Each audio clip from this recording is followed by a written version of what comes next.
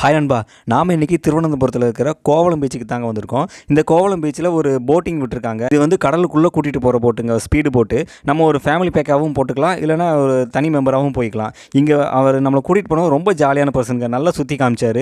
ஒரு ஜெல்லி ஃபிஷ்ஷை தாங்க எடுத்துக்க எங்கள் கையில் கொடுத்தாரு. எங்களுக்கெல்லாம் பயம் அதை தொடுறதுக்கேவும். இருந்தாலும் அவர் ஒன்றும் கடிக்காது, நீங்கள் பிடிச்சி பாருங்க அப்படின்னு சொல்லி நல்லா எடுத்து கொடுத்தாரு. நாங்கள் அப்படி தொட்டு பார்த்தோம். அது நல்லா புழுன்னு இருந்துச்சுங்க. ரொம்ப ஒரு சாஃப்டாக அந்த ஸ்பாஞ்ச் மாதிரி இருந்துச்சு.